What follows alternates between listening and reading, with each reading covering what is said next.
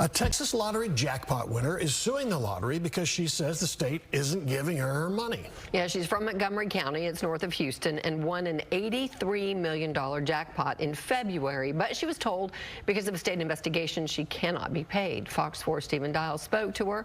Joins us now from the newsroom with more. Stephen. The lawsuit was filed a few days ago. The woman with the winning ticket is listed as Jane Doe. She bought the ticket on Jackpocket, an app also known as a courier service. The winning ticket was purchased legally, but the process is now under scrutiny from lawmakers.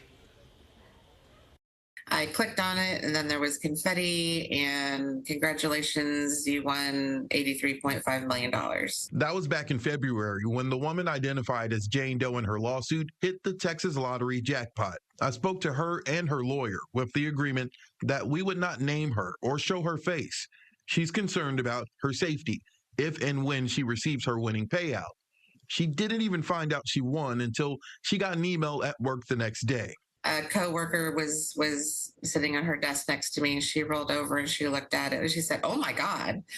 And that's when I realized, okay, this is real. Jane Doe spent $20 through a lottery app called Jackpocket to buy her ticket. Jackpocket is a courier.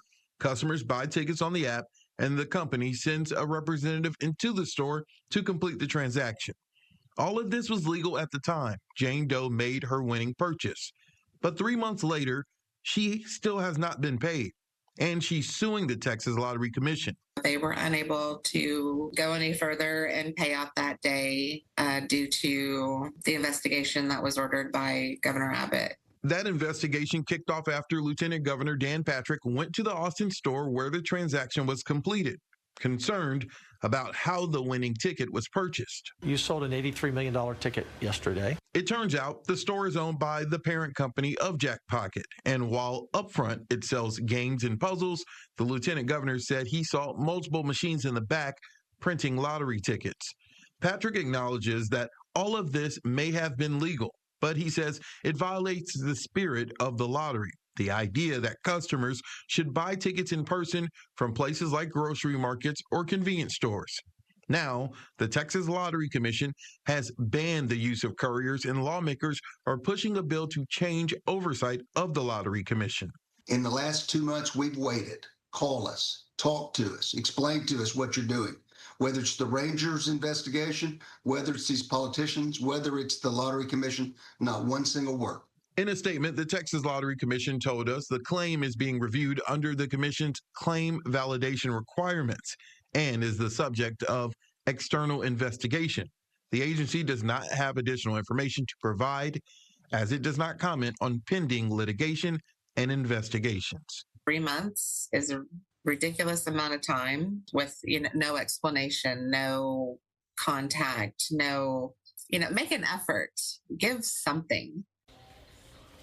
And so, with less than 2 weeks left in the Texas legislature, senators are hoping that the House follows through on their bill to basically make certain reforms. And again, the Lottery Commission has already banned the use of courier services, but the Texas Senate wants to make more permanent rules in place. And Stephen, I'm trying to get something. Patrick doesn't say this particular lottery winner cheated or the way she got their tickets was cheating. They just don't like the way it's handled. But there's nothing specific about her and that it came about in the wrong way, right? Yeah, she kind of just fell victim to this situation. The lieutenant governor is critical of an app being able to use an app to purchase the tickets, and then also how some shops have dozens of machines behind the counter printing tickets as opposed to some others don't. That bill would not allow a shop to have more than 5 ticket printing machines.